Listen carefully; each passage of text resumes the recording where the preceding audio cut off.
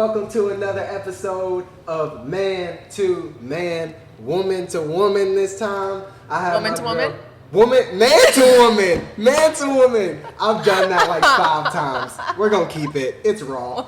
I've done it can be Woman to Woman. We can get your wife here. Megan, she could roll up in a hot. She would love it too. Yeah, Man we'll take over. To Woman. I have my girl Marilynn here, Marilynn Porritt, one of the most genuine, one of my favorite people in the world, even with what we were talking about pre-podcast. You know, I'm really excited for everybody to meet you, for everybody to hear what you have to say. Well, thanks. I'm excited to be here. Yeah, I hope you are. Yeah. Thanks for inviting me. Whole new outfit, slaying. Yeah. Call me out. Yeah, I like it. Yeah, I had to dress to impress. Let's go. Hey, look. Would you expect anything less? I didn't. It was the 3 in you. It was the achiever. Proud to be it. Proud to be it. Hey, look, I wanted to bring Marilynn on because we're talking about listen, for all my ladies in the house, this is your episode. Holla at me. I wanted to talk about the topic, who wears the pants here? Ooh. Okay. I'm gonna let that sit for a little bit. I'm gonna just let it sit. Who wears the pants here? Yeah. Because I think in our society today, we are really asking the question, who wears the pants here? Because nobody really knows. Because now we have everybody that's like, I'm INDEPE, like don't need no man. I got my own thing, boo-boo. But then what happens if you're a man and you have a strong woman in your life? How do you love her well while not holding her back? Yeah.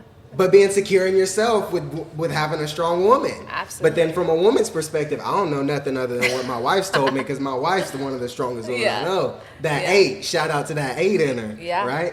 And so I really thought this was a topic that we needed to talk about. From the moment that I wanted to do this podcast, I knew it was going to be one. Honestly, from the moment that I started to even date Megan, I knew, I would have to talk about this to men one day, because it's such a big deal. Yeah. And when I started to dive into it and like do stats and facts and stuff on it, I started to look at it, and Pew Research, y'all, if you've never looked at Pew Research, they're legit. Okay, they got it. So Pew Research did a study, and the study was the characteristics and the traits that genders put on other genders as typical. You know what I mean? Like what they would describe each gender as. And the word strong was very prominent in the man. It was in the 80 percentile. And then for women, it shrunk down to the 40 percentile. And it was actually almost a negative when placed on women. Wow, okay. Oh yeah, you're like okay. I don't know how to. Okay. That's crazy. Yeah. But then I've talked to a lot of guys, and they're like, no, man, I want a strong woman. Yeah. They actually Pew Research did another study, and it said that most guys actually want a woman who's self-secure, who is self-assured, and who is classified as quote unquote strong. Yeah. So that makes me wonder, what in the world is our definition of strong? Oh. Yeah. You know? Exactly. And I think that's what culture does a really good job confusing women and men, like what is strong, what is strength. Yeah. And so it's like, strong could be, it doesn't always have to be this loud, or like strong doesn't have to be controlling or demanding. Like strong could be quiet, strong could be modest, like strong could be steadfast. And so there's so many different definitions. I'm like totally that nerd who like looks up definitions, and ask the achiever in it. Yeah.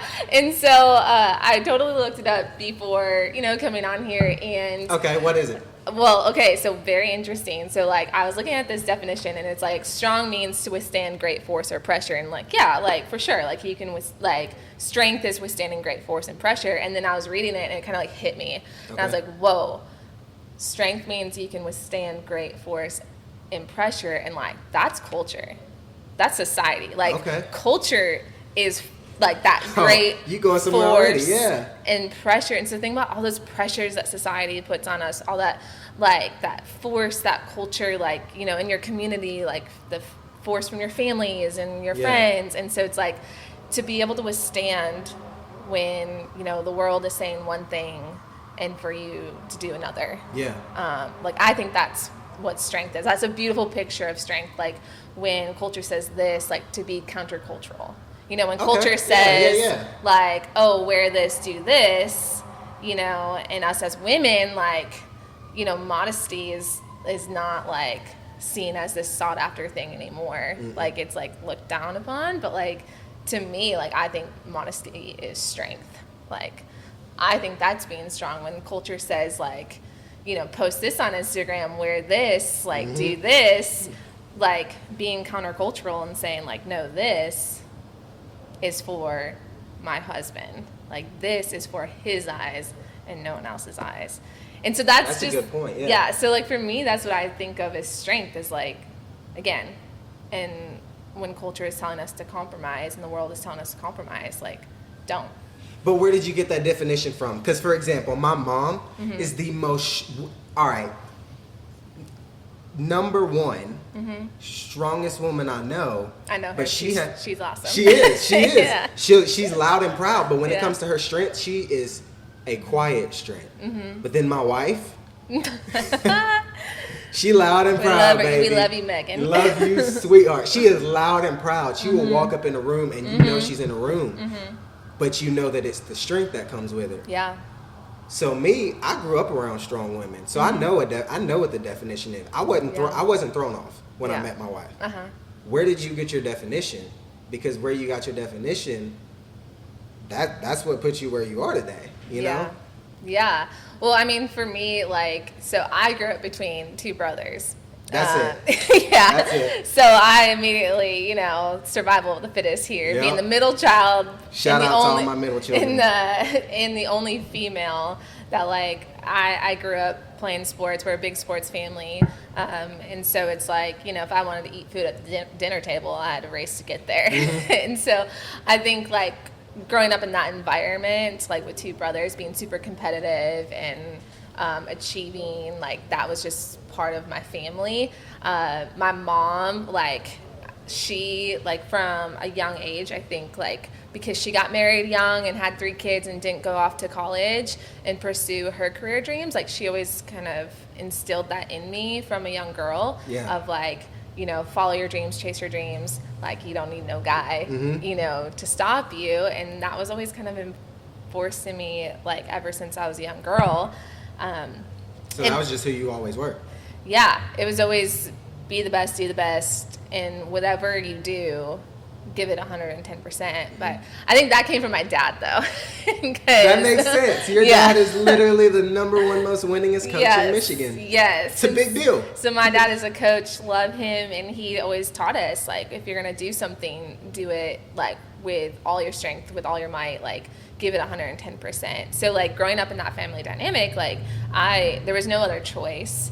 And so, like, I love that. And now, like, I see how much of, like, growing up in that household, like, now that my strength comes from that. Mm-hmm. And so, like, I work on a staff of predominantly all men. And that's tough. But I love it because, like, they're so honoring and so respectful. And, like, I love working with them. Mm-hmm. And so, like, for me, like, I didn't have an issue, like, being strong there. Okay, so here's my problem. You didn't have a problem with being strong there, mm-hmm. but one of the big things that I've seen, we love Jesus. Yeah. One of the big things that I've seen is that when you get into a church atmosphere, mm-hmm. if you aren't careful and you don't know the characteristics of God and you don't actually know about your God, mm-hmm. then what you read in the Bible mm-hmm. and the nitpicks that people can take out from it, your God can look very contrary to your world. Mm-hmm. Not just your world, but what you've been taught from your parents from the youngest age. Is that not difficult? Yeah, so funny you should say that. So like growing up and like, I mean, I went to college, went to graduate school, worked at top universities, and always like, you know, being the leader, being the strong one, being the best. And then it wasn't until after college that I gave my life to Christ that I, you know, started following Jesus. And when I started reading the Bible, and then you learn of like, what does the Bible say about women? Mm-hmm. And a lot of even like peers, like women my age, and like friends that I talk to, like they read these scriptures as far as like, oh, women submit to your husbands. And like people will be like, I ain't doing that. Like, I get it because I was that. Like, I get that feeling. Like, I didn't struggle with that until stepping into the church. And then it was like, okay, culture is telling you one thing, be strong, independent, you don't need no man, and then it's like the scripture is telling you, like, you know, women submit to your husbands. It's like, what are you supposed to do with that? You know? And so it was really confusing. And I, like, women out there, like, if that's you, I totally get that. Like, I was there when I was read that scripture, but, like, I had the wrong idea of what submission meant. And if we really want to talk about strength, we can't talk about strength without submission. Because being able to submit is one of the strongest things you can do. So if that means wives submit to your husbands, like, that's one of the strongest things you can do. But, like, again, that scripture goes in Ephesians 5, it goes on to say, like, and wives submit to your husbands, husbands lay down your lives for your wives as Christ did for the church. So it's like, easily I will lay down easily I will submit to a man who's going to lay down his life for me. Like, absolutely, because there's trust there, there's respect there. He is submitted to the Lord.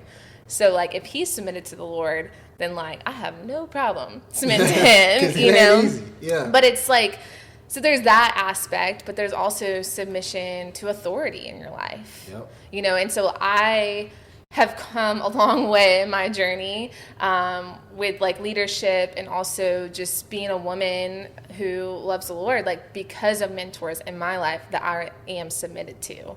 And so without that submission, without that authority in my life, like, I don't think I'd be the person I am today without that. Yeah. And that takes great strength. Yeah. That's crazy that you say that. So, okay, what is it for you? I know it's been... Let's be real. Okay, let's be real. You know, you brought me out here to be real. Brought you on here. We are in a city like Nashville, sexy, awesome, guys everywhere. You know, you can really have your pick of the litter. How difficult has that been for you not conforming? Because, like you said, modesty. Yeah, it's very it's very hard to see a lot of women on Instagram. I have to unfollow so many women because all I see in the summer are bikini shots. I ain't trying to see that. I got a wife. Yeah, it can be very easy to just post a picture with the purest intent out on the lake with my friends. Yeah, but have all of the wrong guys attracted to you that you don't want. Absolutely. How hard is it for you to not conform? Yeah. And be the strong woman that you want, whether it's in a relationship, not bending to who you think he wants you to be, in society, not modesty, like not bending. How difficult is it? Because I know from a male's perspective how difficult it is. Yeah. But as far as being a strong woman, I could see how that could be tough. Yeah, I mean, it's extremely difficult. And so, but I, like, again, I think about, like, okay, I want to be married one day. Like, what I'm doing today directly impacts my husband now. I haven't met him yet, but, like, how I carry myself today, what I post on Instagram, what I post on social media, what I say, like, that, like, directly impacts him today, even though, like, I haven't even met him yet. And so it's like in Proverbs it says, he who finds a wife finds a good thing. And so, like, he's looking for a wife. Well, I better be acting like one. And so it's like, I remember, like, older gentleman at my church, I love him, and he came up to me one day and said, like, he stated that exact scripture, and he told me, he's like, you know, like, be a wife. And I love that. I love that he came and encouraged me in that, of just like, okay, like, what I do today, you know, impacts how I'm going to be a wife in the future. So, like, do that now. So, you know, that's modesty. That's the way, like, I dress myself. That is the way. And again, I'm not saying I'm dressing like a nun here, but I'm just saying, like, this is saved for my future husband, like, for his eyes, you know. And if I just give pieces of me away all the time, then, like, what's left for him? Exactly. I think here's what I hate when people think that, like, stuff like that, like, you have to go to extremes. Yeah, like, it's not. No. Yes. Just don't post. Oh my god. Like, but it's not just even, okay, it's posting. It's yes, we all know it's social media, but it's also, like, for me, it's like, it's the way you carry yourself 24/7. Yeah. So it's like, okay, guys are looking at us in the way we carry ourselves, so, but, like, okay, us females are also looking at you guys the way you carry yourself too. And let me tell you, like, I don't care about the way you dress. I don't care about the way you look, you know, like that will come.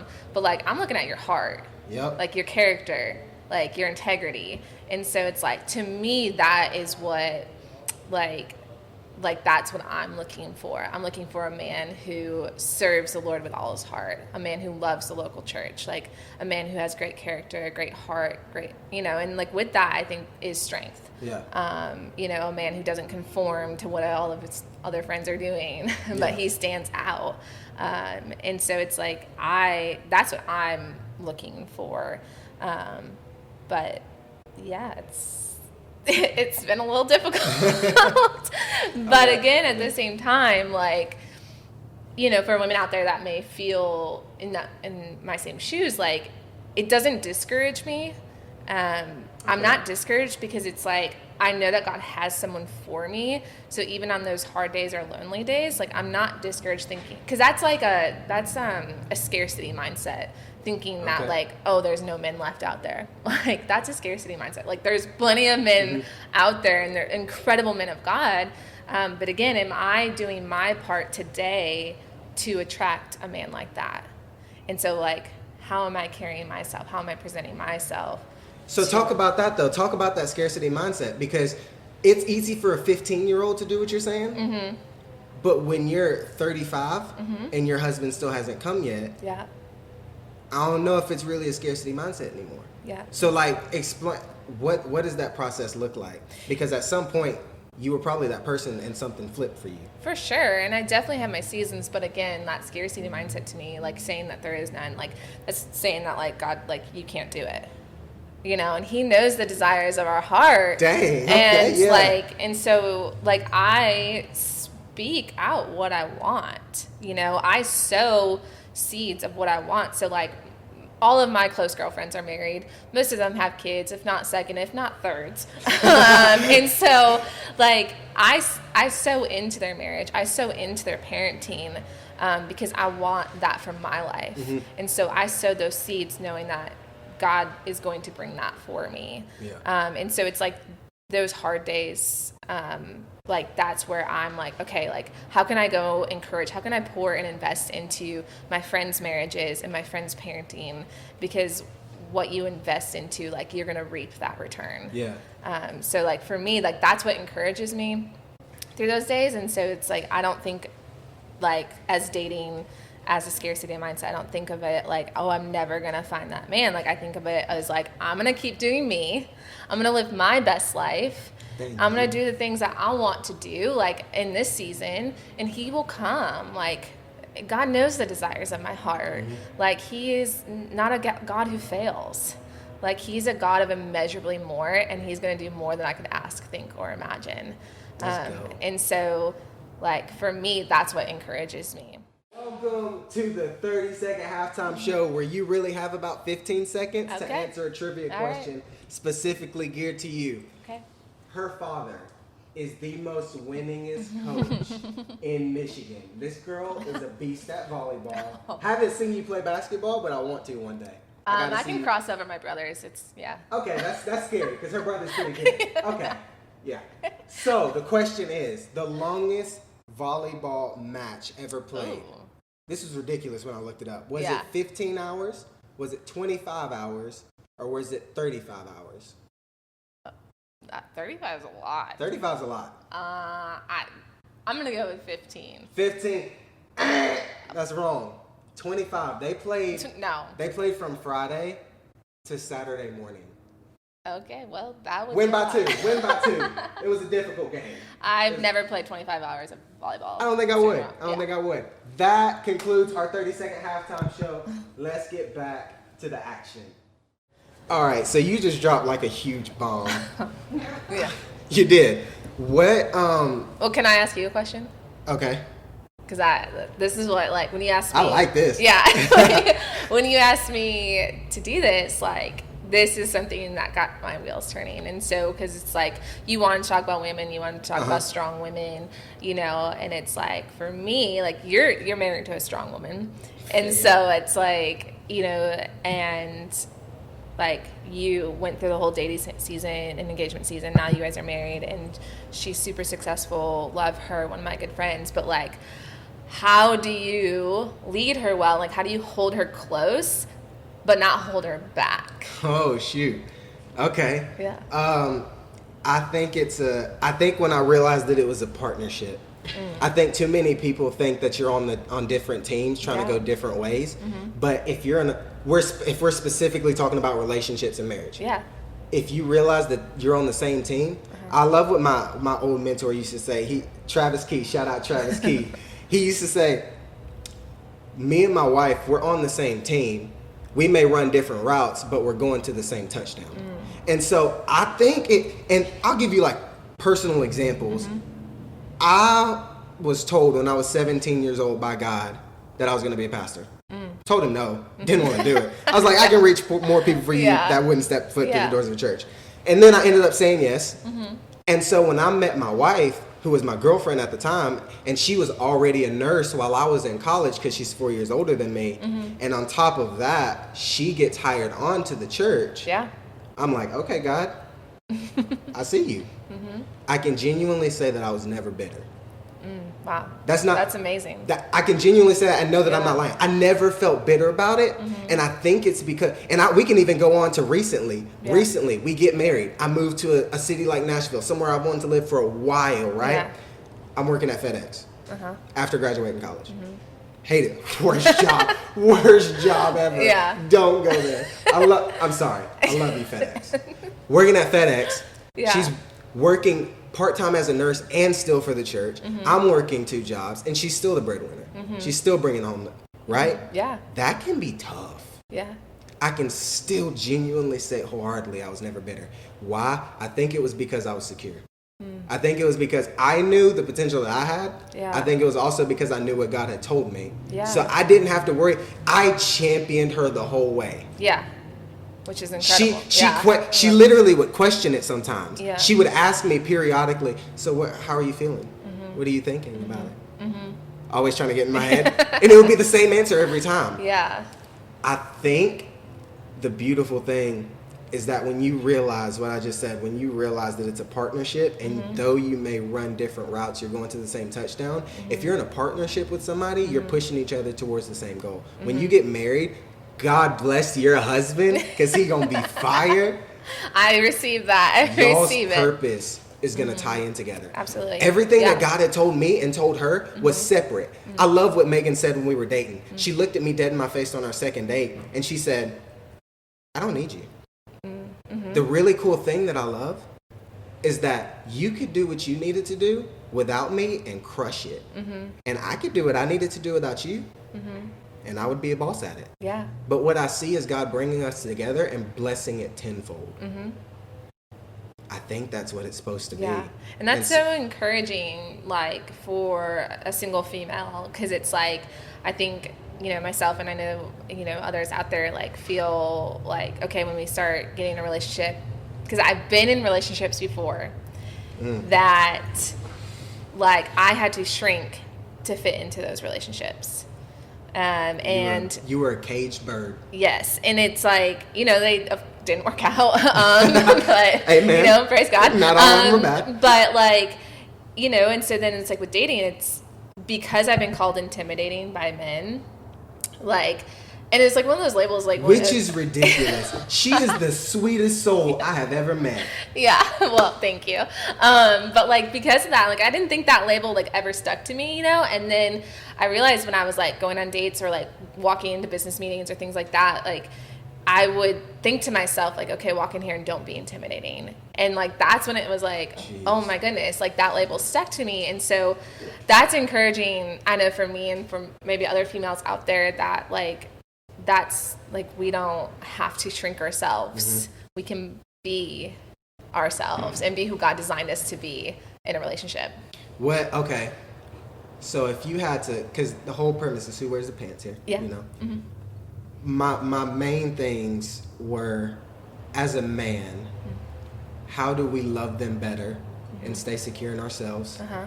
And from a woman's perspective, I was like, I just want to encourage y'all. Yeah.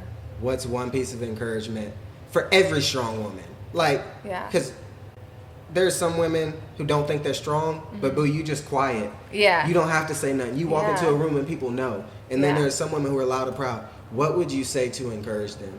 Yeah, I mean, I think if you're a female out there thinking that, oh, you're not strong, like, that's a lie from the enemy, and do not believe that lie, because I think that strength looks so, like, in so many different colors and forms, but, like, strength comes from the Lord, and, like, when you know who you are and whose you are, like, that's where your strength comes from, and that's where it's like you don't need anything else to fill that, and you don't overcompensate or insecure in anything else, because you know, like, whose you are.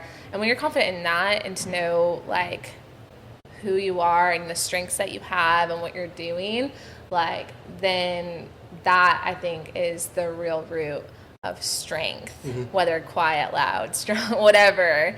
Like, I think that I just want to encourage all women out there, like, it looks all different, but, like, be you and don't apologize for who you are, because God made you and he did not make a mistake. He made you originally a one-of-a-kind masterpiece. And so I actually love what you said about what you said, like, when you were single, well, you still are, but, like, you work basically while you wait. Hey, after this, all I'm gonna be flocking at you. Trust me. No, I love how you said, like, you're working on yourself. You're working while you wait. One of the big reasons, I think, because you see the stats, men want the strong, the secure, all that woman. But then I start to talk to women, like, random. I will literally just go up to the random woman who's working at this coffee shop that we're recording at, and I asked them, and she was like, I don't know, he just ended up leaving because I was strong in what I believed, and it was just intimidating. That's the one biggest word that I've heard, is intimidating. But then again, you see the stat, like, these are tolls that they have done. So what it makes me think of is, I think it's two things for the guys. I think, and I could be wrong, but I think either they're insecure or they're ignorant to it. I think either you're insecure and you don't need to be with someone in the first place, and you should work on yourself, which is a good thing. That's the best place to be. I used to be able to do things that I can't do now because I have a wife. Good and bad. Like, work on yourself. Or it's ignorance. And I actually feel for these men, because where I had a mother who was strong, I wasn't surprised when I met my wife. Some men didn't have a definition of a strong woman. That all they've ever seen is pushovers, or they've been in relationships where they could just trample over somebody, or they've been in relationships where it was like you said, you conformed, and so maybe they didn't get a strong woman because that strong woman conformed. And so when they get into or at least when they're pursuing it, and a strong woman actually comes along who's secure, who's self-assured, who knows what she wants, who doesn't need a man but wants a man, it's almost like, I feel for them, because it's almost like they don't know what to do with their hands. Like, I don't know what to do. I've never experienced this before. What would you say to those guys to encourage them?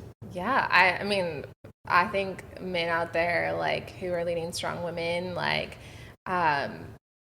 they want you to lead. Like, they want you to wear the pants. Like, they want you to be the leader.